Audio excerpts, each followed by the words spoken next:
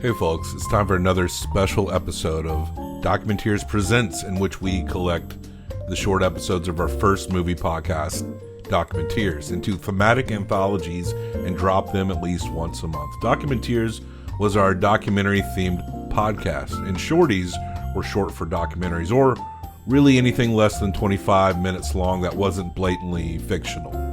Admittedly, the definition of a short documentary was pretty loose, but today's anthology certainly applies as we look back to the late 19th and early 20th century of subjects captured on film. We're talking the primordial makeup of the motion picture here, folks. We start off with Angela and I discussing the arrival of a train in La Ciotat by the Lumiere brothers, the movie where allegedly you would have thought the train was going to hit you. One of the earliest theatrical features you can find. After that, we stay in France as Ginger and I watch footage of a man named Franz Reichelt test a flying suit by jumping off the Eiffel Tower. After that, we hit Ginger with some more unexpected tragedy as we discuss the Herakles, Werner Herzog's first ever short film that happens to feature intense footage of the Le Mans Raceway crash from 1955. Then we finish it off as Eldridge and I discuss A Night at the Garden, in which the American Nazi Party held a pro-America rally in the 1930s at none other than the historic Madison Square Garden in New York City. Boy, if history doesn't repeat, then it definitely at least rhymes. We're all having a great time, aren't we? Regular Documenteers episodes drop every Tuesday until we get none left to drop, and keep an eye out for Projectors episodes, as well as we tackle movies of various states, as well as trilogies throughout 2026. That is, if we aren't all thrown into a meat grinder on behalf of Israel and Argentina for having the audacity to publicly criticize or murder's foreign policy. I mean, maybe it could happen, but let's hope 2026 isn't that busy, all right? Now let's blast into the past. Hey, shawty, let me holler at you.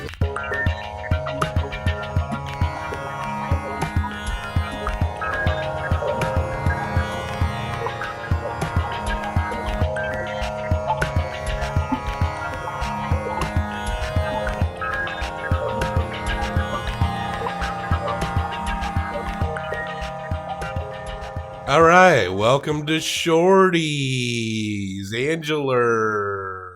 Hey. How you do? I'm good. You know, you might hear Angela a lot on the Shorties episodes because it's just easier for us to pop in. I want to get all the documenteers in on this. Did you guys hear that? He just called me easy. Yeah, It's cool. I mean, to me. It's cool. You're easy with me.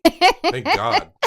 But what we're talking about today is going to be the oldest short documentary of any documentary, probably ever. I think there might be a few more that are older. Maybe we'll get to them. But folks, we're going back to the 19th century with this one. Yeah. We're watching one of the earliest films in history, and it was made by a pair of French brothers named the Lumiere brothers. Okay. They were pioneers. In 1895, they released a film in a French theater. 1895. Wow. Thomas Edison at the time was also working out motion pictures and stuff. I gotta say, if you compare and contrast what the Lumiere brothers were doing, and their material seems to predate a lot of Edison stuff, the Lumiere brothers are a little better at it, I gotta say. And up in Paris, au gay Paris, making movies. But a lot of them were like experimental, basically just showing that you could do these things. That's cool. You're about to watch it. I've seen it. It doesn't take much to watch. It's less than a minute long. Okay. But it's called The Arrival of a Train at La Ciotat. I think I said that right.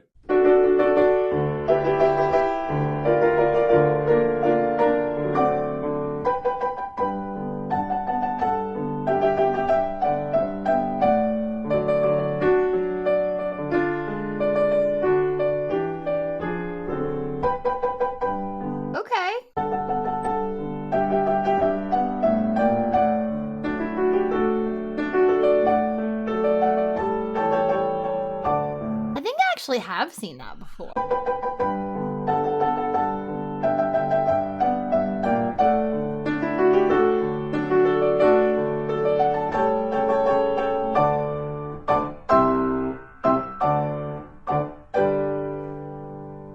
I think everyone at some point has maybe seen this. Maybe in some school setting. I was going to say, I think at school, like in something art like that. history or something. Yeah, I think it could be involved in that somehow. I mean, now I noticed, Angela, when you were watching it and the train was heading like down the line, that you didn't jump up out of your seat and go, oh God, the train's going to hit me. No, I didn't. I noticed you didn't do that. It was almost like you knew the train wasn't going to jump out of the screen and hit you.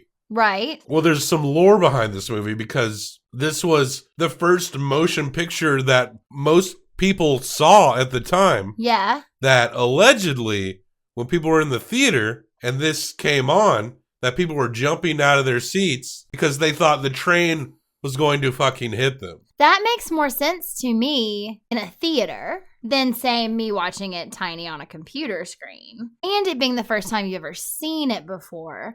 And back at the time, photographs were very serious things. And there were still people who believed crazy things like you shouldn't get your photograph taken. That there could be weird things involved with photographs or it like took part of your whatever. So I can understand why people might like just think it's totally real or be confused or scared by it. Well, you've never seen anything like that before. Well, that's pretty much probably just like a myth. That's the lore around this. But it's like something that's very commonly said around this image. I could see people being like freaked out by it. I think it was probably but maybe freaked out because like, oh my God, there's moving pictures on a giant screen. Not necessarily get up and run, the train's going to hit us.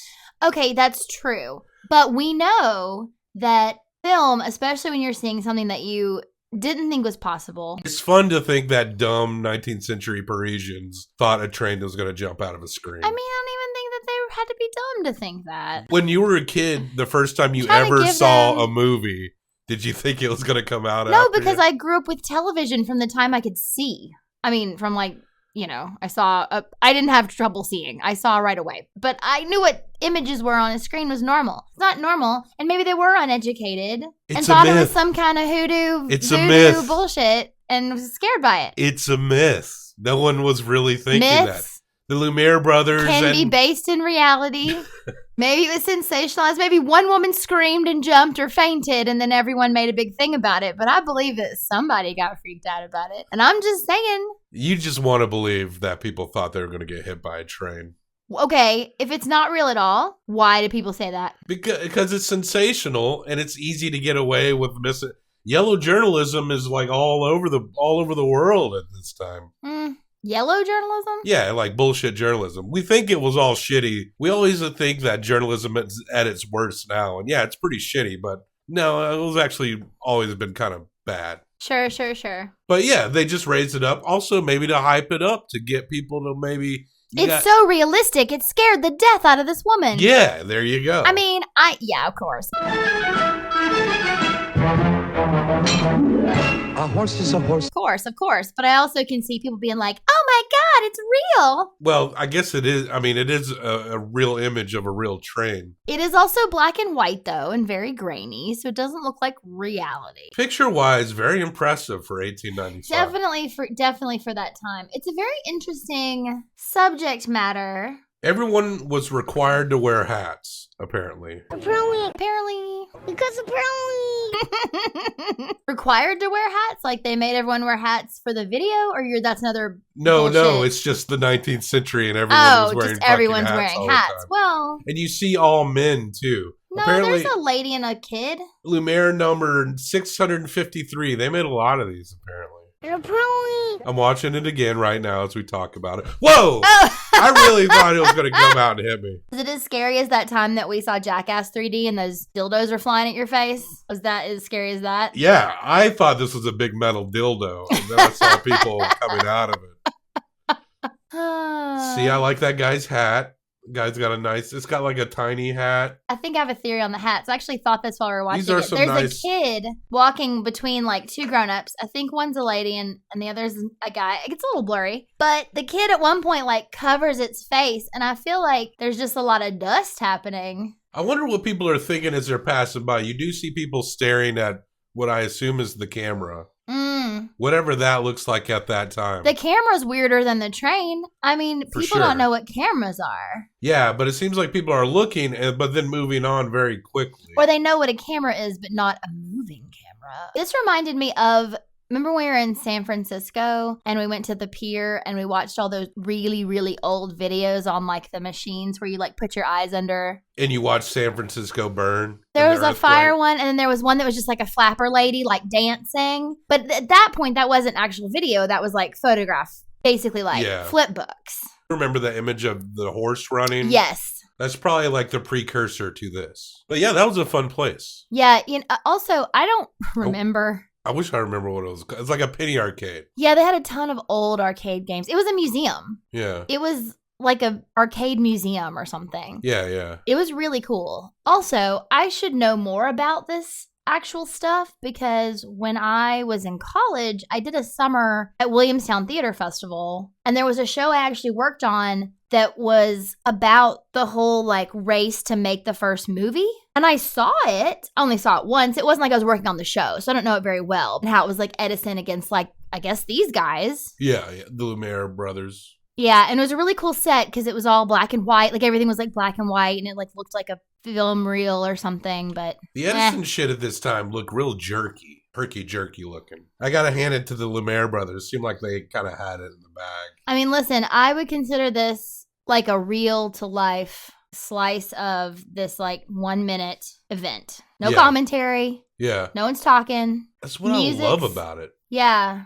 When I see stuff like that now, I got like a high tolerance for something. I know a lot of other documenteers, Kill's really into like purpose and point when he's watching a documentary. And I know, but with like, say, Hell County. Oh, that's so good. It was just life. That's what documentation has to be. I mean, that can be done badly too. But an interesting thing about a documentary is there's an aspect of a documentary that needs a plot, like Nanook of the North, which we discussed around this time. I don't know when this will come out exactly. Where Robert Flaherty, he went up to North Quebec, where the Inuits were, and he did take some regular footage, but it wasn't like, it didn't follow a narrative, so he wasn't satisfied. It was their life and it was their environment, but he kind of had to prop some scenes up. So there's a little bit of insincerity to it, but I kind of love it when things just are flatly documented as things as it is in reality. Exactly. And when you have that conversation about like, well, what is it about? Well, it's just about people. Yeah. In talking about Hell County this evening is brilliant. And that's what I loved so much about it, is that it wasn't trying to tell you something. I feel like sometimes when a documentary has like a purpose and a point, it's because the documentarian is putting their viewpoint upon the documentary, trying to convince you of something, trying to get you on their side. Michael Moore is the king of that. Yeah. Like, I'm going to show you these things to convince you that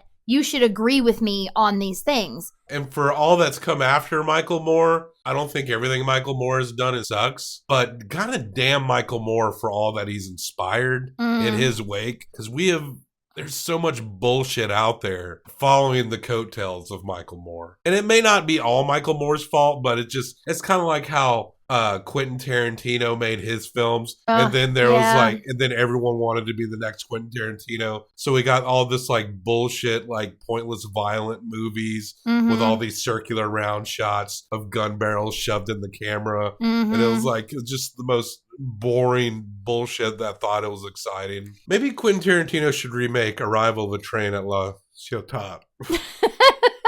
Oh, but then there'd be like a whole story about like how one of those guys is going to rob the train, and then that kid holds the secret to the something, and when she grows up in 20 years, she goes back and like finds and assassinates all the people that 10 minutes of dialogue about hats. Hey, you look good in a hat. You look at this film, there's so many wide-brimmed hats that you don't think about it. Now I see people in wide-brimmed hats, and it signifies, I guess, a certain aspect of hipsterism.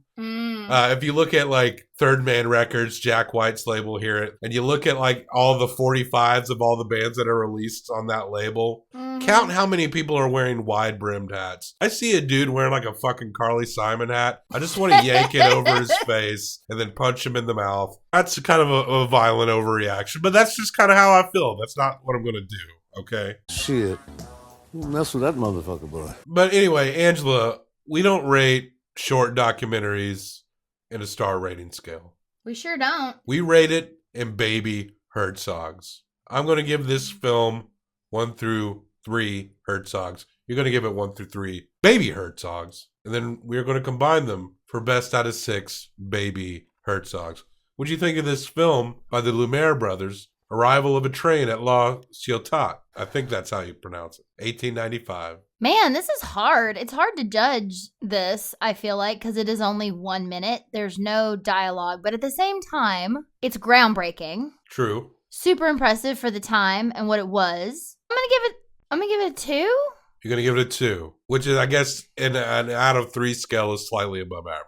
What are you gonna give it? I'm going to give it a 3. Okay. I'll give it a 3. Let's give it a 3. We just want to hear that Whitney Houston Hell song. yeah, we do. I found the greatest love of all inside of me. I think every shorty we've done so far has been like a 6 out of 6 That's baby cool. Herzog. Hey, Who cares? it's fine. We gotta play those sweet Whitney Houston tunes. Inside of me. I haven't gotten too much backlash yet, but I wonder if people are hearing our ratings and getting like, what? That's a what? Like Now- on this or everything? Now, for movies like American Movie, that's a 10 fucking Herzog That's movie. a 10. And if you disagree even a little bit, you don't know what the fuck you're talking about. Yup. Oh, and if you think Super Size Me is higher than, say, a 3, No. you don't know what the fuck you're talking about. Agreed. But if like, you think Nintendo Quest is any good at all, You know, Nintendo Quest has been brought up so much since we've watched it. I'm starting to think it's underrated because it seems to be influential because it just sticks in people's brains. If we ever revisit it, I may have to give it enough credit to raise the Herzog a little if we revisit it. I don't know. 10-year retrospective. Yeah. What are the things that stick out the most? Nintendo Quest, American Jedi. Yeah, that's one we like. I think American Jedi actually ended up with kind of an average score, but it's another one that is brought up all the time. But it's way more interesting than Nintendo Quest. Like actively made me angry. We may have to. Shy Boys IRL. That's a good one. That's a good one. But I kind of think of them in the same realm. I think I'm going to have to establish a new rule for 2019. We can no longer bring up American Jedi Oh no. or Nintendo Quest. Okay.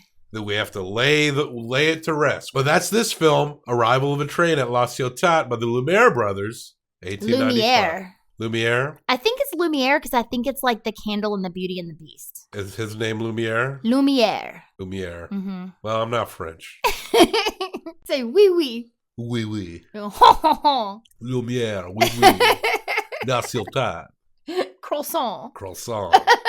Keep on how you say Duckin. a token.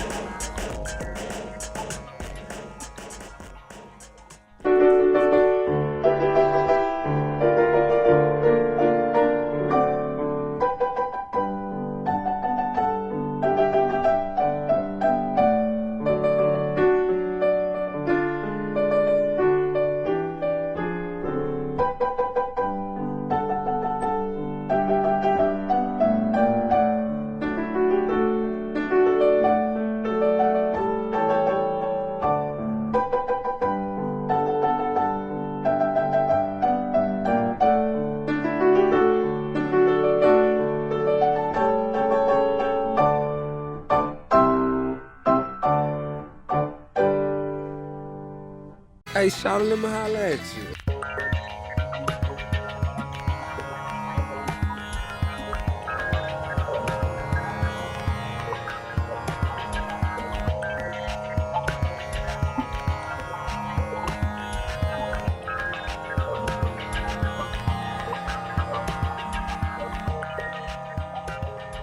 Ginger, Bobby, welcome thank you. to another Shorties episode of the Documenteers podcast. These Shorties have become some of the most fun episodes to do, not as daunting. And what we're talking about here, I think what I'll link to it in the show notes as usual. This is the shortest one we've done. I don't think it's the oldest. You got a date on when this happened? 1912. That sounds about right. Yeah. Right before the Great War. 2 Mhm. years before the Great War broke out. This is about 26 seconds long. Not the oldest one we've done. The arrival of a train at La Ciotat, about a train coming into a station in southern France. That was in 1890 something, I think. An early film by the Lumiere brothers. You said that beautifully. Nice going. Pioneers of filmmaking, the Lumiere brothers. And this one also takes place in France. The French, they kind of got that early, what do you call it, proto-film era down. You gotta unlock. Yeah, they got to unlock, and it's very interesting to me. And we're talking about this dude, his name is Franz Reichelt. Now, before flight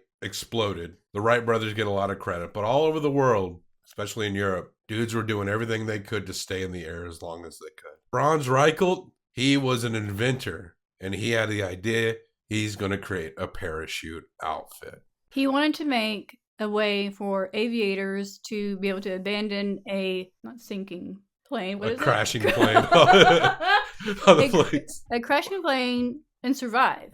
Yeah. So a very noble pursuit. Very confident man, we'll say. Because what happens in this 26-second movie? Let me just tell you right now. Sorry, I by was the so way. angry at Bobby. He said, "Oh, watch this," and I watched it, not knowing what it was. This man jumps to his death from the Eiffel Tower, wearing his janky suit that doesn't work. His Missy Elliott suit. His Missy Elliott. Beep, beep. Who got the keys to the Jeep? Suit, which, you know, I mean, that's high praise, and this is not. I don't know. It didn't work, guys. And I don't know. Could this be considered maybe the first Faces of Death? I guess so. Anyway, Bobby tricked me. He made me watch this, everyone. I should have thought about it more, admittedly. But I felt like the oldness of it and the context of what he was trying to do, I guess maybe I was a little more focused on that. And It's cool. I mean, it's Yeah. pretty cool. It's kind of uncanny because you don't really, you know what you're watching, but you also, it's so old. yeah, it's over 100 years old, Yeah. which I kind of maybe would hoped would help put a little emotional distance to it. But yeah, you see, there appears to be at least 2 camera setups. And this is old-timey fucking cameras, you know. And there's no sound or anything. So you get one angle where you see Franz Reichelt in his Missy Elliott outfit, and he's just standing there, and then he just jumps, and then you just see him plop right down. You see him fall from right by the legs of the Eiffel Tower. We all know what the Eiffel Tower looks like, and he just hits the ground. And then it cuts to people Now people gather round. Now people jump around. parting off his body. And it looks like they're measuring the ground where he hit for They a second. used a cane to measure how big of like a hole he left. Because he left like a 6-inch, like, not a hole, but like a divot or like a crater, I guess. I wonder why they were measuring that. I guess because they'd never seen anything like that before. They wanted to know how big of a crater a human body with a Missy Elliott outfit on. Headbanger.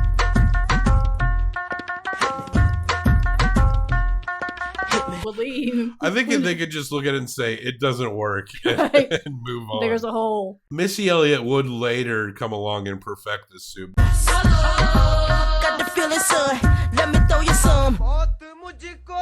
But Missy was smart enough not to jump off the Eiffel She Tower just got her freak already. on. Get your freak on. Get your freak on. Get your freak on. Get your freak on. Half of this episode is going to be that song. Get your freak on. He had these friends that went up there with him, were begging him not to do this jump, begging him to use a dummy instead, and he wouldn't do it. He was so convinced this suit would work, and it did not. And also I read that he'd only got permission to go up there because he told people he was going to be using a dummy and just do tests. Oh, And shit. it wasn't until he got up there that he was like, no test. I'm just gonna go. Let's do this.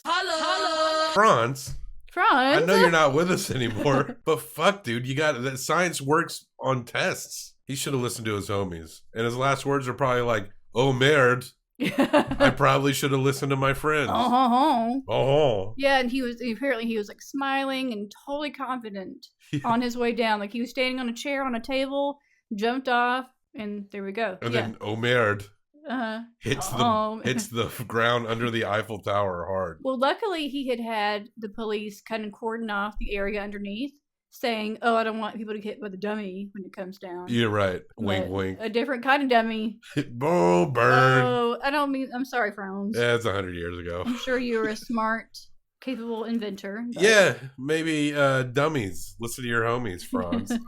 This advice means nothing now. We've also invented planes and parachutes and shit since then. Yeah, that has happened. Yep. And I think that people base jump off of the Eiffel Tower to this day. Really? Yeah. Do they allow that kind of thing? Probably not. Yeah. I think there's supposed to be some place I've heard about that is open to base jumping 2 days out of the year. Oh. I think it's up northwest, somewhere in Washington, I think. Interesting. Okay. And every year, someone dies or gets paralyzed. Well, someone died in like 95 or something. Like a Norwegian person died from base jumping off the Eiffel Tower. Well, base... Or like maybe it was like even more recent. Do you know what base jumping stands for? Base? I just learned this today. Like just jumping off of like a flat surface? Base means building, antenna, span, or earth. Oh, okay. That makes sense. I never knew that, but that makes sense. I just learned it today. Holla! Base jumping looks fucking out there, man. Like, It does. just some hardcore shit. People die from doing that shit all the time. Yeah. It must be quite a thrill. I'm sure. Have you ever skydived? No, I bungee jumped once. Okay. How'd you like that? It was. Did you wear a Missy Elliott parachute outfit when you did it though? They said they couldn't get the harness on me right. Oh. I said I demand to get my freak on, It's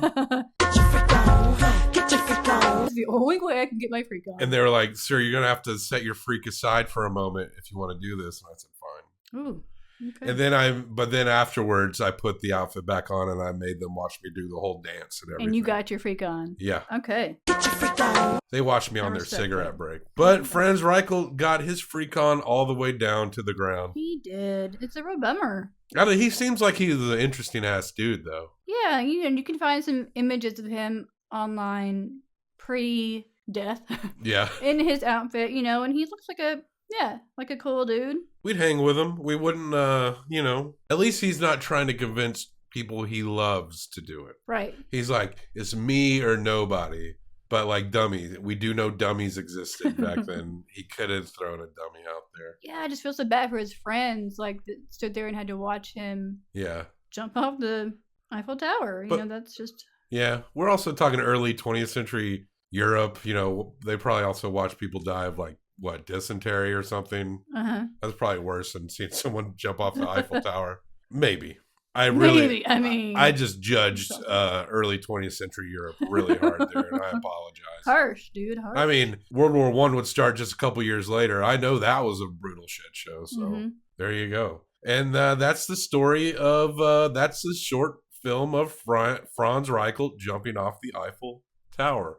Sorry again that I made you watch this you better be sorry. That was golden age of snuff films. Yeah. So beware that what you're seeing is like he's like really dying in this footage. But it's cool. Like you said, there's two cameras. You can see one showing him actually jump like from his starting point off. And then you see his body drop, like from a distance, you can see his body drop. And then you see the crowds taking him away and the measuring of the hole. We see all that stuff, and it's, how long do you say this thing is? Like 13 seconds? 26 seconds, Okay, yeah. I think, total. I know it sounds maybe a little callous, but when he drops, because the camera's so far away, you're looking at like a crowd view of it. Yeah. It was almost like, it made me think of like a Roadrunner cartoon in a way. Like watching Wile E. Coyote like miss the Roadrunner and plop from a cliff.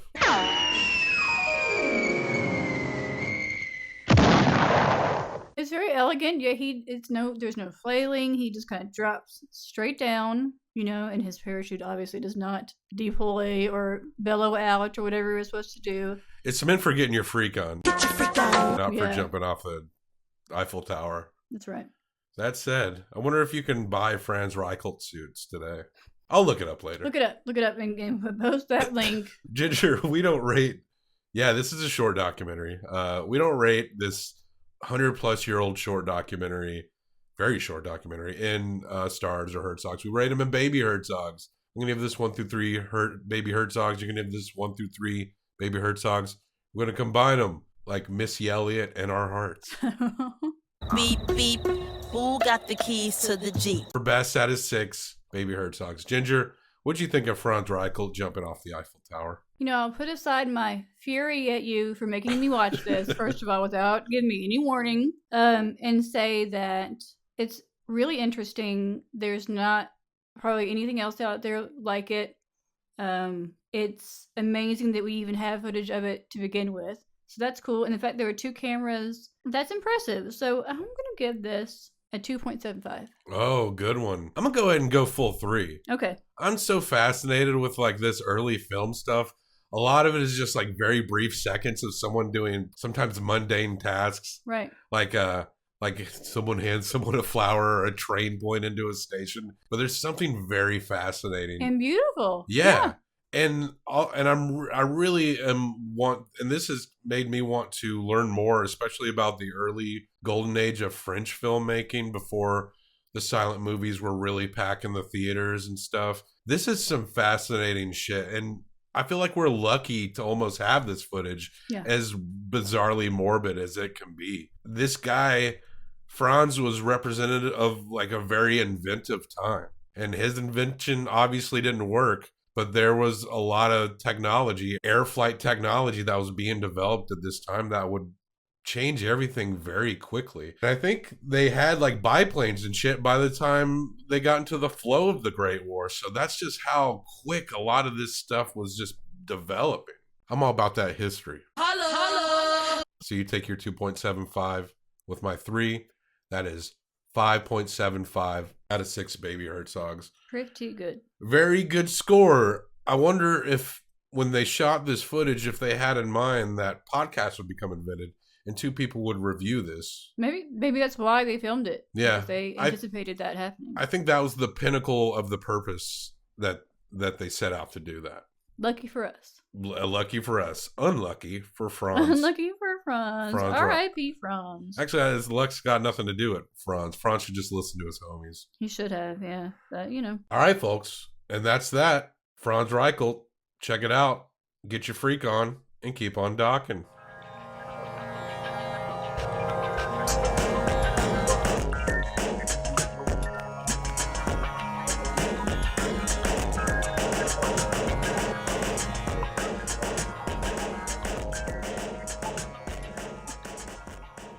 I'm driving to the beach. Top down, loud sound, see my piece. Give them pounds now, look who it be. It be me, and Timothy. Look like it's about to rain, what a shame. I got the armor or the shine up the same. Old Missy, try to maintain. I can't stand the rain. Hey, shout out, let me holla at you.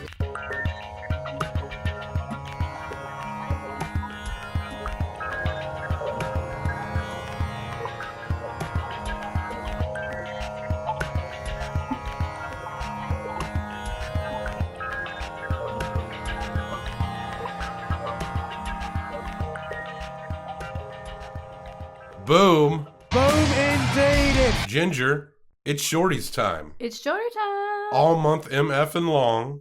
We're trying to keep it clean here. Not really. No. I'll probably break that soon. It is Herzog month, 2nd annual Herzog month. Unlike our first year, we weren't doing shorties. We're just doing 1 drop a month. But Werner, he's got some short stuff out there too. He sure does. And that's what we're going to talk about all month long. He doesn't have many short documentaries, but enough to fill out a month. What we'll do next year, I'm not sure. He made this thing for AT&T about not texting while driving. I did not know that. I watched a little bit of it. We'll probably hit that up next year. And I reveal we're not talking about it this year, but what we are talking about today, let's go way back to 1962. A barely legal Werner Herzog is about to release his very first film onto the world. The very first? This is his first thing he's ever done. He referenced it like an important learning experience, but he also is kind of dismissive of it. That's very common. If you're a creative type, you don't want to linger on the past. You want to move to the future.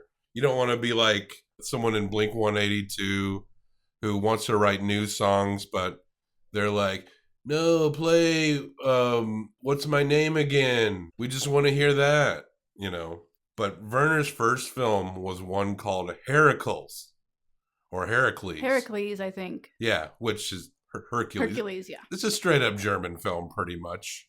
Because he's German. 1962. That's less than 20 years after the end of World War II. And what do we see? What's going on when we pop right into Herakles? Well, it's kind of confusing at first. You sort of see like an image, at least I couldn't tell what it was right away. It's sort of like a close-up image of something, and you hear like grunting and metal clanging and sounds of breathing and whatnot. Yeah, and like some jazz. Which a lot of the shorties we're going to talk about this month make perfect bed music. Yeah. So cue the bed music right now. When I was doing my talk to type notes, it autocorrected to sex music instead of sax music. So I thought, I'll just keep it because it's one and the same. I guess that's subjective. Can you imagine anyone calling like skinny puppy sex music or anything like that? I'm sure there's somebody out there. What we've learned in this podcast, Bobby, is there is a fetish for anything, right? Absolutely. And I want to say to you before we get started, is what do you have against me? Do you have something personal against me? Are you talking about some tragedy that pops up later in this some surprise, horrid ass shit that you made me watch yet again. I didn't expect to see that. Me either. I watched like 2 minutes of this at some point. I was like, oh, this is just a bunch of dudes getting yoked. A bunch of German hunks pumping iron. There's more to it than that. And I think Bobby has it in for me. I'm trying to... We'll get into what you're talking about very shortly. I'm trying to understand. I'm trying to put myself in the mind of a young German boy in 1962. A young, barely legal Werner Herzog. Mm-hmm. Total babe. Artistic type. He probably wants to remove himself and help take his country's filmmaking art form to the next level, away from some Nazi bullshit. Because the 60s were big in Europe just as they were in America in terms of things changing and things evolving. And so I'm thinking my interpretation of this is Werner is looking at all these hunks. He's videotaping all these German yoked up hunks. These babes. And he desperately wants them to fight back against the issues. And he's using it to parallel acts of Hercules and the Hercules mythology and what he did. Like the first thing we see is some words that pop up on the screen. It says, would he clean the Augean stables? Meaning, will this super yoked hunk that I'm filmmaking, will he be our Herakles and clean those Augean stables, which was one of Hercules' trials? Yeah, he had 12 trials, and then I think that we go through 6 of these. And one was cleaning up horse shit. Yeah, because, what's the point of having these muscles and these tight butts if you're not going to do something with them, right? Yeah, save the day with your butt. Shovel the horse shit of the gods. Yeah. And after we see that prompt, it cuts to a bunch of trash. Werner is criticizing modernity, industrialization, what it's wrought. Industrialization started at the late 19th century, and now I think in the 60s you're starting to see environmental effects of modernity and the negative aspects of it. There's another one that says, would he dispose of the Linnean Hydra when Hercules killed the Hydra? And then we see an endless row of cars lining up, just sitting in traffic. Would he tame the mares of Diomedes? It's mayors, not mayors, right? Mayors. Maybe my southernness. Mayors. And that's when we get to what you were talking about. When the greatest sports car event of the year, the Le Mans 24-hour race, opens in brilliant sunshine, none of the 250,000 crowd suspect the tragedy that lies ahead. Mm-hmm. We see racing cars. We do. And then a fucking disaster. LaVey's Mercedes collides and blows up. This is pretty infamous, actually. This is the 1955 Le Mans crash. In a few ghastly seconds, death wipes out whole families. LaVey is killed before his wife's eyes, and some 70 spectators with him. Among the bodies, frantic survivors seek their friends. It was a freak crash that killed 83 people. The Mercedes was made partly of magnesium alloy, which blazes like a furnace. And yeah, I did not expect to see this. Me either. So, and it shows, you can watch this, on YouTubes and stuff. A race car, early Formula One, I think. flipped into the crowd and just took a bunch of people out. And we briefly actually see deceased people in the wake of this. But 79 men, women, and children are dead or dying in the worst disaster in motor racing history. Piles on the ground and being carried off Yeah. the site and whatnot. Yeah, it's rough. 13 of the finishers are British cars. A fine achievement overshadowed by an appalling tragedy. And again, it seems like Werner is looking at the more horror sides of modernity here. You know, there's a lot of good things with this kind of industrial progression, but he's going back to ancient mythology and begging for a modern version of this to help us out with the problems in the wakes of all this change. Who's going to be the hero that's Who? going to help clean all this up? Which of these ripped ass, babylicious German weightlifting hunks is going to beat up that race car for flipping off into the crowd at Le Mans? Yeah, or single-handedly clean up all that trash, right? Would he defeat the Amazons? Mm. Were those Nazi ladies marching? I wasn't sure. It was a line of ladies marching in uniform, Yeah. and that's really all I could tell. Yeah, I didn't see any swastikas. They could just be ladies, sisters doing it for themselves. Sisters doing it for themselves? Yeah. Yeah, I mean, it could be. Yeah. I like that. Would he be victorious over the giants? And that's when we see blown out buildings, rubble, big structures that have been ripped apart by war. And this is Germany 1962. A lot of people in the country have been alive during that time. And the offspring of people who were fucking Nazis are coming up in Germany at this time and trying to make art and trying to put their country in another direction, away from the past, the Nazi past that will haunt them to this very day. Would he destroy the Stymphalian birds? And this time we see American shit, American fighter jets lighting shit up. A little before we took the torch from France to go into Vietnam. Basically, it's yoked up dudes, hunks, In tiny little pants. in their little underpants. Underpants, And Werner's like, please, hunks, save us from all that's happening right now. Quit your flexing and save us, yeah. Put down that protein shake and come fight this American fighter jet. Put down that cup of 20 egg yolks and help clean up this trash. Put down the baby oil Yeah, that you're covering yourself in. and rebuild these buildings. Stop injecting steroids into your veins and move this traffic along. Inject some steroids into the traffic to move it along, right? Yoke up. Yeah, that. That's the problem, is that a lot of these things just aren't yoked enough. I love saying that word. Yoked. Yoked. How do you spell that? It's like yoked, like Yolked? Yeah. Okay. Pretty much. And that's that. It's a very simple film. Yeah. Like I said, Werner's kind of has moved on from it. You get it. He probably sees nothing but flaws.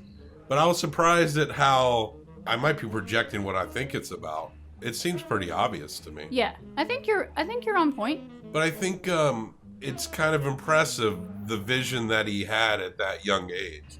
I think this is something that deserves to be free on the internet, which we will link this, of course, in the show notes, as we will with all of Herzog's shorties. They're very easy to find if you know where to look. You can see the young Herzog, and you can see him now, and that evolution. And the way I think about things is a little different too as I get older. It's Sure.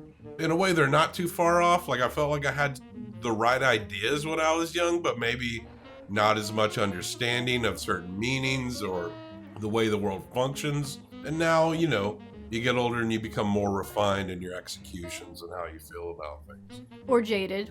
Yeah, that Or both. too. Absolutely. But I think sometimes that jadedness, and I know I can come off kind of cynical, but I like to think that, when I was young, it was like scattershot, Yeah. But now my cynicism with age has formed it into a nice, perfect shot. Now I'm like a sniper with my ideology. Whereas as a young man, I was just kind of throwing firecrackers everywhere, acting like I didn't understand why people got mad at me. And that's, now you know. Yeah, and that's that film, Herakles, Werner Herzog's very first film by a barely legal Werner Herzog. He was only 19. That's barely legal numbers. And that's impressive. I mean, that's an impressive piece of work. Yeah. Who were those men? I want to know. Like, did he know them personally? Yeah, did he go into a gym and was like, I noticed you're ripped, you're tore up, You're yoked. You're yoked. Mm-hmm. Let me film you. I think that I read that there's footage of Mr. Germany from that point in time. I don't remember where that, interlays in there, but he's there somewhere. This was a time where you could just kind of look strong. I felt like I maybe was born in the wrong time in the sense that in the early 20th century, you'd see strong men, and they just look like fat dudes. Solid. And in 1915, I would have been a strong man. They would have considered me a strong man. You're a strong man now, Bobby. And I would like twist up my mustache and do and all wear that. like the little striped shorts and suspenders and whatnot. And go, hup, hup, hup, every time I make a movement. Mm-hmm. But we don't rate short documentaries in stars or full-grown Herzogs. We do it in baby Herzogs. Because the baby Herzog made this. Baby Herzog. You're going to give this 1 through 3 baby Herzogs? I'm going to give it 1 through 3. We're going to combine them for best out of 6. What do you think of Herakles by a 19-year-old Werner Herzog? I read that he called it pointless and stupid. And I read that kind of before I watched it, I think. And so that might have colored it a little bit for me. I see the connections that you made, and I think that you're right on. Mm-hmm. I'm going to give it a 1.75. Yeah, I think that's good. I'm going to give it a 1.5. Yeah. Because I'll go with, I maybe agree with Herzog, but he's probably harsher on it than we are. Yeah. But it can't be his best work. No. Yeah, I think it was ambitious, and, it obviously kind of spoke to the way he was feeling at the time. And I mean, and also I like yoked men. Yoked German boys. In tiny pants. Yeah. So, I mean, I got to give the extra 0.25 just for that. Who doesn't love that? I mean, I watch wrestling, so I'm used to yoked dudes in tiny pants. Yeah. There should be more of that in the world, as far as I'm concerned. Let your tiny pants free. Let your tiny pants free. So that makes it a total of 3.25 out of 6 baby Herzogs. That seems fine. Yep. For Herakles by Werner Herzog. Get your asses yoked and help save the world after you do so, all right? Use that muscle for good and keep on docking.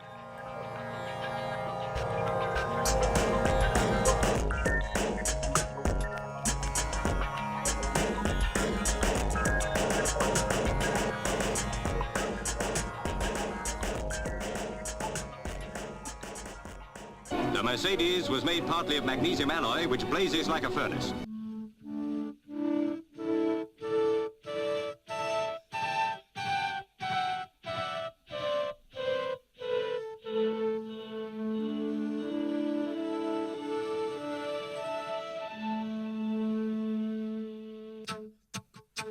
But 79 men, women and children are dead or dying in the worst disaster in motor racing history.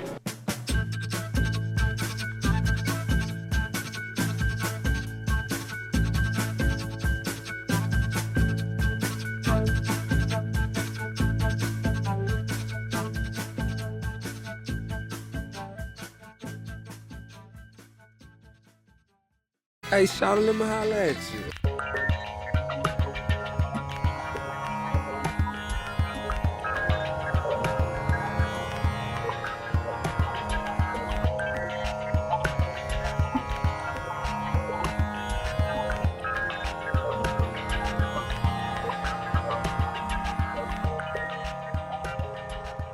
Hi. Hello, Bobby. Now, full disclosure, we're having to re-record this shorty twice. What are you talking about? You're right. I explain too much. What I'm are like, you my butt hurts, and they're like, wait, your butt hurts too? yeah, sometimes. This is. Are you okay? Because I don't know. You're like. Sometimes I'm not. We're sitting down to record, and I hope you're fine because this is. When's the last time you've been to the doctor? I need to make a new appointment, so it's been a little over a year. Oh my! See, people. This is what we're dealing with. I don't think that's This is what we're dealing unforgivable, with. though. Okay. Like, I'm going to make an appointment. Like, it'll be fine. Yep. Okay. You know, my doctor doesn't seem to want to, like, do the full doctor. You know what I'm saying? Like, he doesn't want to put his... Her. Oh, okay. It's a her. Shows my privilege. Yeah. I need to check it. It's like that riddle. Like, I can't operate on this kid. It's my son. No. Oh, my God. I can't operate on this man. It's my husband. Yeah, see? Oh. God, see, I'm just... The doctor was a lady, you sexist. Still stuck in this old paradigm. Oh, my God. But no, she doesn't seem to. You know, when you go to a doctor, you haven't been to one in a while, and they're like, all right, I'm going to feel your balls. Yeah. All right, I'm going to put a glove on, put my finger up your ass.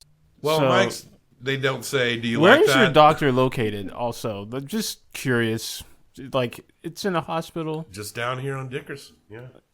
Well, there is a hospital on Dickerson, so, okay. It's the one behind it. It's very small, like the size of a house. I'm not going to touch this. I'll let you figure... Yeah, We'll have to deal with it later. I think. Yeah, okay. That sounds good. But we are, I guess for the first time, talking about a little film, a little short called A Night at the Garden. I cannot wait to see this next footage. Oh, yeah? Oh, Yeah. Well, let's take a look.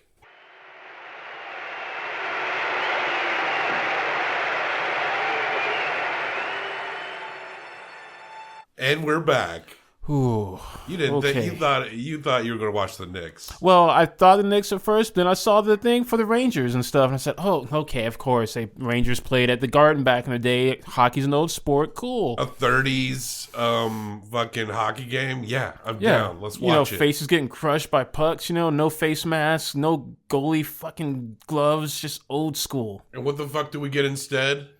Nazis. Nazi speeches. God, it's always fucking Nazis. These goddamn Nazis. Oh, jeez. You think you can go back in time? It's like, I don't know. I don't know what I expected, but we have Nazis. Now, back in the late 30s, or during this time, before Pearl Harbor and FDR managed to manipulate our jingoism into fighting Nazis, which seemed like a pretty smart thing to do. We should fight Nazis because they're putting people in concentration camps, Bobby. Yeah. So first, let's put the Japanese in concentration camps and fight the Nazis. Yeah. And that's why we don't put people like immigrants or anything in concentration camps. We would never repeat this mistake, Bobby. Jeez, God. I'm so glad we learned from history. But go ahead. Also, I just want to say, any motherfucker that says it's not a concentration camp if they're not being gassed and shot en masse, that's not what a concentration camp means. But it can end in that. Yeah. It can fucking end it. Like, literally, the Nazi concentration camp went from terrible scenario to worst possible case scenario in terms of concentration. it's in the name. Concentrate all the people. So here's what we do. Tear them down. I think everyone every undocumented person that's just been locked up for some have been locked up for like years and years. Mm-hmm. Give them citizenship. Give them rights so that they can fucking fight for their position. Statistically, our birth rate is dropping, and this pyramid scheme called Social Security needs to be propped up by new people. Yeah, yeah. Oh, Joe Biden wants to cut that Social Security. When I introduced the budget freeze years ago, the liberals in my party said, it's an awful thing you're doing, Joe. You are all the programs we care about. You're freezing them. Money for the blind, the disabled, education, and so on. And my argument then is the one I make now, which is the strongest, most compelling reason to be for this amendment or an amendment. And that is that if we don't do that, all the things I care most about are going to be gone.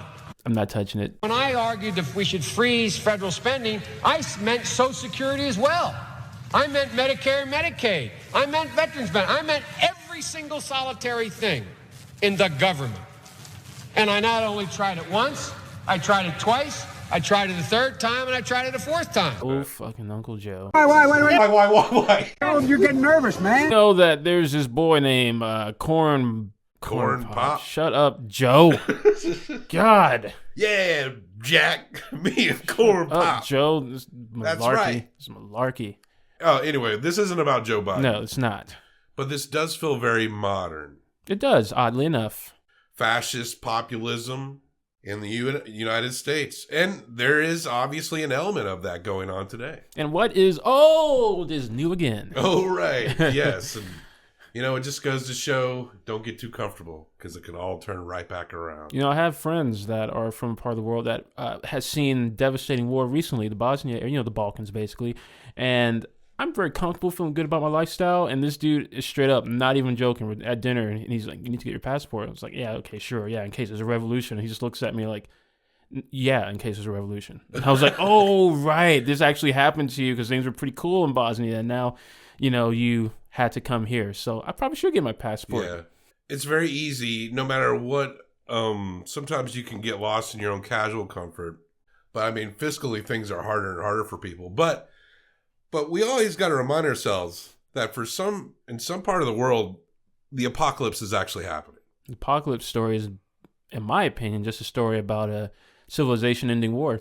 Yeah. I mean, that's basically what they describe. All the horsemen or everything that happens when your city-state is under siege for a long period of time. You get the pestilence because all the troops sitting outside. You get the famine because, all the food's been cut off. You get all the death, all the good stuff.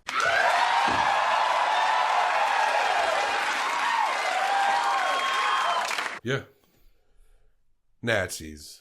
So we fought a war about this, and this is the precursor to said war. These motherfuckers are marching in. By the way, if the Madison Square Garden were ever to burst into flames, this night in 1939 would be a good night. Yeah, it would be a good night. So you got these dudes marching in. You've got the American flag, dudes dressed in Nazi regalia. Yeah. Because Nazi shit was like slap bracelets and troll doll. Nazism was like in terms of popularity, the Rick and Morty of 19. It was like the Proud Boys of the 30s. I'm not saying that they're the same thing. I love Rick and Morty, first of all. I'm saying that in terms of popularity, Nazism surged. Yeah. The Henry Ford shit's very common. Oh, yeah.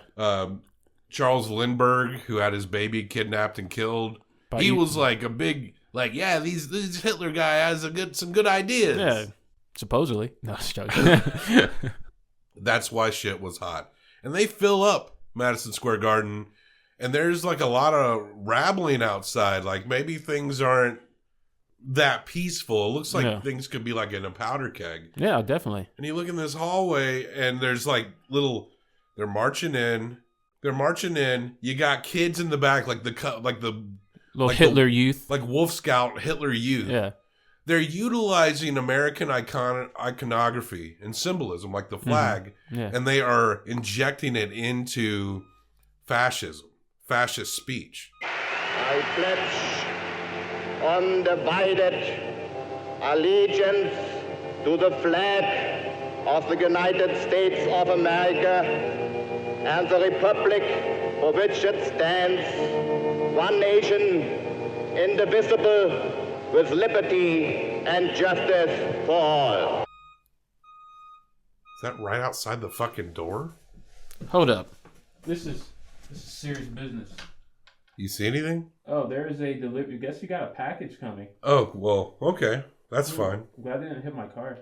I don't have a car, by the way. What, you got dropped off? No, I have a car. Oh, okay. You have a car. I love this bit we do. Yeah. Oh, gosh. And so, American iconography injected with fascism. It's just like watching an episode of Man in High Castle. Highly recommend. 10 out of 10 until the last season. So, it's like supporting the troops kind of thing. Yeah. Support the Nazi troops. And the troops ain't... Right now, the U.S. is not in World War II. No, just chilling out. Doing that whole non-interventionist thing. And the U.S. is like, okay, we're just twiddling our thumbs. We'll just, give you guys some weapons and stuff. It's cool. So this dude comes up in a German accent. Yeah. He said we Americans, too, which is really weird. Yeah. Starts saying the Pledge of Allegiance. Mm-hmm. And then you get more speeches, and they're, telling these anti-Semitic jokes like it was like a Jeff Dunham without the puppets. Yeah. You all have heard of me through the Jewish-controlled press as a creature with horns, a cloven hoof, and a long tail. So pretty much like Jeff Dunham without the puppets. Yeah, so pretty much like Jeff Dunham. Hey, Tater. No, wait, that's the wrong guy. Tater Salad is okay. But Jeff Dunham without the puppets. Ooh. Oh, Ron White. Yeah, he's funny. He's pretty funny. I actually go see him. Yeah. He drinks a lot. Yeah, that sounds like fun. I forget why they call him tater salad. Who knows? He's just tater salad. You know what? Ron White should have run up in here and told some jokes and been like, y'all need to chill the fuck out. Yeah, he would have said some really offensive, like, Nazi jokes about Nazis, but no one would care because you can make fun of Nazis. Nazis like the only group of people that can be in a video game as human beings, and people are like, yeah, kill those motherfuckers, you know, and it's totally cool. Like in the 20s, like, anarchists were very, yeah, like, anarchists are going to take over everything. One actually shot the president, allegedly. I mean, anarchists pretty much started World War I. And look, they just go hard. You know? Yeah, they do go hard. I would imagine that if anything that was the polar opposite of fascist ideology, probably got like a nightstick in the grill, like standing outside this Madison Square Garden. And while Douche Nuts is doing his speech, someone charges the stage.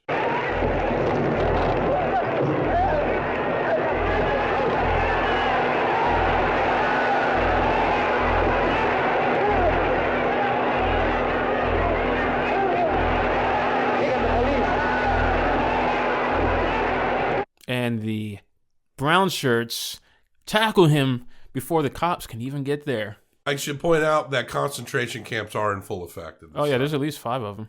And now New York Times is, the failing New York Times. Yeah, failing New York Times. Is reporting this, but it's literally burying it in a square, like deep on like page 40. It's like you get restaurant reviews, high school basketball scores. All of those things took precedence over Jews getting gas in Germany. And oh, by the way, like a gigantic portion of the population in Europe that's about equal to what we have here. And Jewish people are getting exterminated. But anyways, back to this recipe for something in the really fat squirrel in Central Park today. Did you see the nuts on this squirrel? New York Times. Failing overrated. New York Times, yeah. The old gray lady. Old gray lady's right. Or is that Juventus? Anyways, somebody's a gray lady. Old lady. Yeah. A modern high school newspaper has more integrity than the New York Times editorial page, in my opinion. Shots. And you can take that to the fucking corrupt banks, bitch. I need to get out of the way of this crossfire. Look out! Damn it! God! Hey, I know the government's listening. I do not agree with these opinions. Please do not come after me. Fascist ass pigs. Nope. Fascist ass pig. This black man just wants to go to work, and that's causing any trouble. Well, accessible healthcare, we need to think about this. We should meditate on it the way the Jedi did while there was full-scale slaughter going on of their members. Anyway, that's a different podcast. Whoa, Star Wars political podcast. Yeah. Buddy, you kind of sparked an idea in my brain. I'm telling you, I liked that first prequel, the trade politics and the taxation. I loved it, and people are like, "Oh, so boring." It's like, guys, this is how the Senate is actually run here. You ever watch Star Trek? Yeah, it's like a lot of that. Yeah, awesome stuff. Yeah, there you go. Anywho, so the lighting in this, I just have to say real quick. I know there's a lot of Nazis, but damn, they're lit so well. The lighting is very good. One thing Nazis understand, and look, this is not me bigging up Nazis. I'm just making a casual observation. Deplorable people. It's weird because as I'm talking about Nazis, I'm making hand motions like Donald Trump. You can't even see it, but I'm doing it right now. It's not a joke. I'm really doing it. Nazis. But they understand fashion. Did you know that Hugo Boss designed the original SS uniforms? And that is wild. And when you look at them, you think, holy shit, he did. Because you look at Hugo Boss now, pretty much the same stuff. And monochrome, black on black, grays. In any other scenario, adorning yourself with little skulls would be pretty dope. It'd be really awesome. And little like lightning bolts and stuff. So cool. But unfortunately, Hugo Boss, I mean, don't get me wrong. Terrible people. The costumes, fantastic. The lighting, fantastic in this documentary. Now, Hugo Boss still going strong today. Yeah. So they should be paying out reparations like crazy. Should. I'm not even joking. Like, should they even exist? I mean, let's be honest. Whoa. My high school game would have been ruined because Hugo Boss was my cologne, you know. And when I got my first paycheck, I had to get my Hugo Boss black polo. Cause Tommy Hilfiger was really into Pinochet. Oh, really? I just made that up. Anywho, I don't know. I think so. I don't wear Hugo. I know our '90s high school game would have been wrecked. It would have been wrecked. But I'd at least change my fucking name, you know? Nope, gotta keep it. People still rock it. I mean, Volkswagen's still around, so who are we to judge? Be like, oh no, we are Bugo Haas. Meanwhile, Volkswagen's just like, yeah, we were helping the Nazis, but I mean, you had to have been there. It was a different time. Yeah, at least change your name. Yeah. Get rid of all of the senior management. Mm-hmm. Change the name. It seemed like that'd be fine. Yeah, probably would. But everyone got away with their stolen Nazi gold. Yeah, it's true. You can say that. I wonder how many of these people that were in Madison Square Garden actually went over to Germany to fight for the Germans. Some people did. Really? Yeah, people. There's actually a scene in Band of Brothers where there's this guy, he's translating, then he's like, oh shit, those people just got shot. Like the Americans shot them because they were traitors because they went to fight for the Nazis. Remember in Slaughterhouse 5 where they meet the American Nazi and he's got the swastika that's with the flag colors on it? Mm-hmm. You ever see the Slaughterhouse 5 movie? No, I don't want to do that. Now, it has that scene in it, and that scene where you see that guy, it brought out like it brings out a rage in you to see him. Of course. It's like, you fucking fascist pig. Are you serious? Yeah, we fought a war about this shit again. That's why I'm starting an organization called Antifa, where we take to the streets. Okay, again, United States government, I would just like to distance myself from all of this. It seems like Antifa fights Proud Boys, like they're they're like Batman and Robin, Sith and Jedi. It's just tale as old as time. I'm not against Antifa, and I think the claims that they're a terrorist group is fucking ridiculous. Sure. But they maybe need to not get lost in these microcosms here. Mm-hmm. That's all I'm saying. Just a small critique. Yeah. Anyway. Otherwise, hey, beat up a Nazi. I don't give a fuck. Man, this first impression podcast on this is just very fresh for me. Anyways, Nazis by Marshall. No, it's called A Night at the Garden by Marshall Curry. It's actually very short, very distressing. It's just a window into what we're becoming as a country. We, with American ideals, demand that our government shall be returned to the American people who founded it.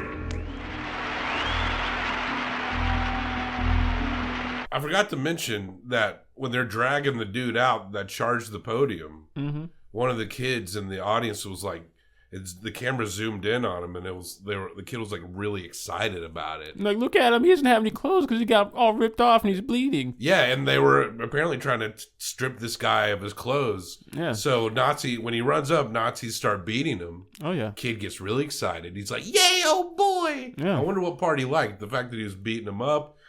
Watching his dirtbag dad or uncle like be a shitbag. Yeah. And the police roll up and they're going to be like, hell, now hold on. Yeah, no. No, they start beating the guy too.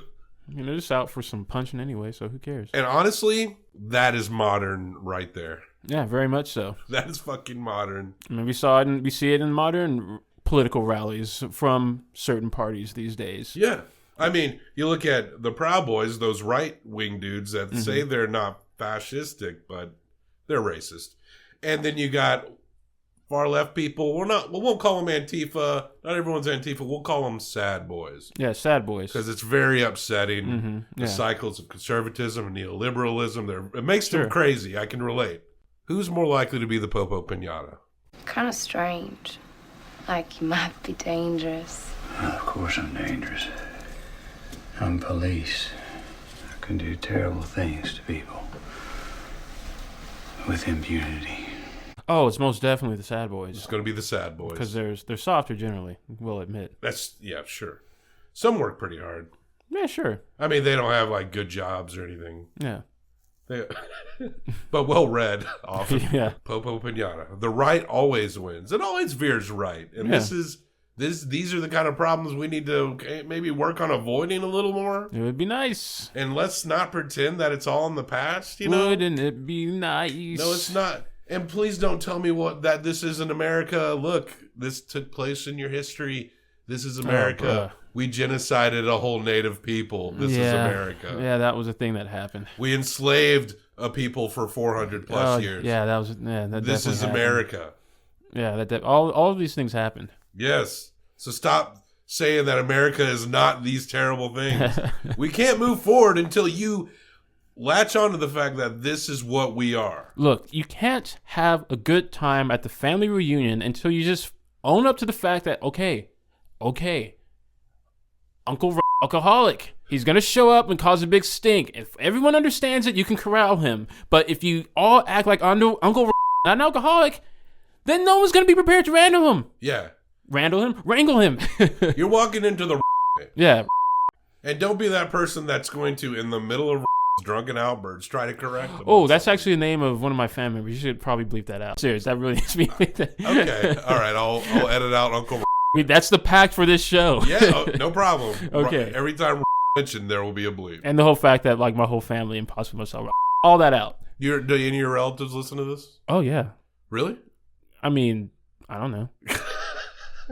I have delusions of grandeur, Bobby. I assume everyone I know and love is deep into this podcast. If you got your whole family in on it, I think our audience would grow by like 25%. Oh shit! So my family's kind of big. Yeah, that was where I was going. And that's this movie, A Night at the Garden by Marshall Curry Eldridge. We don't rate short documentaries in stars or full-grown Herzogs. Baby Herzogs, you know how it is. You're going to give 1 through 3 babies. I'm going to give 1 through 3 babies combined for the best out of 6. That's our short documentary score. Yeah. Okay, so things I liked about this documentary, of course, the fashion. I know, they're terrible people, but they know how to dress. The lighting, really good. Really interesting perspective and how they tied things to our modern times without making any real statements about it. So that was pretty cool. I like that, yeah. Yeah, that was great. I think in a past life I would have given this a lower score, but in this modern day, I'm going to give it a 2 out of 3 Baby Herzogs. Wow. In what past lives? One where you were like a peasant in Rome? No, I most definitely was like, I think I was probably like a gigolo, maybe. Like, but only for like the type of people I want to have sex with. Like I was very choosy. So like an ancient gigolo? Yeah, an ancient gigolo who chose his client list. Yeah. My caveman past life would have been really fascinated by like the box where images play on it. And probably either would just stare at it endlessly or attack it, I assume. Yeah, probably. How many Baby Herzogs do you give this? I gave it 2, Bobby. Oh, you already said that? 2 Baby Herzogs. Well, I'm going to match you. I think it's just right. I don't know why I'd go full 3. Because it just doesn't deserve it. Do you? I think it's important though. Would you show this to kids? Nope. No. No. Yes, I would. I would show it to kids. Yeah. I mean, you're there to contextualize and provide a little. Yeah, of course. History surrounding it to remind them of the nation that we live in. Yeah, there you go. That's important to know. And otherwise, your kid's going to grow up when they're confronted with racism, say things like, "That's not what this country is." Oh Jesus. No, it's not happened with my kid. My kid, the first time they're confronted with racism, they're going to be like, oh yeah, my dad told me about this. That's not America. Yeah. Yeah, no, it's not. That's not America. Oh my, I'm getting mad hearing you say this. I can't deal with this. We can rate this damn movie. All right, that's 4 out of 6 Baby Herzogs. Don't be a Nazi. Please. Or a fascist. Yeah, no fascist. Same thing.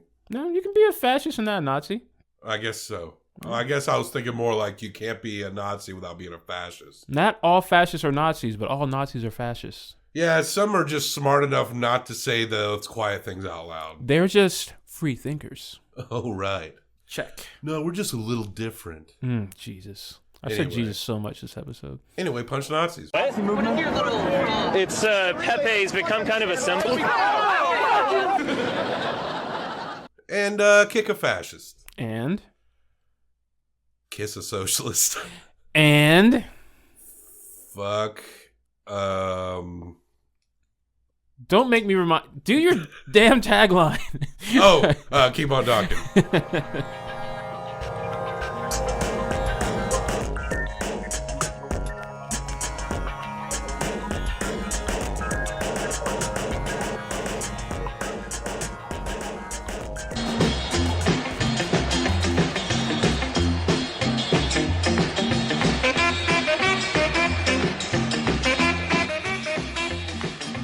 How did he get in here? He's supposed to be with a few people outside. How about all week they're talking about the massive crowds that are going to be outside? Well, it's hot out. It is hot. I think it's very warm. You know, they show up in the helmets and the black masks, and they've got clubs and they've got everything. Antifa! I could see all the people in this whole wide world. That's a union that'll tear the fascists down, down, down. That's a union that'll tear the fascists down. When I think of the men and the ships going down while the Russians fight on across the Don, There's London in ruins and Paris in chains. Good people, what are we waiting on? Good people.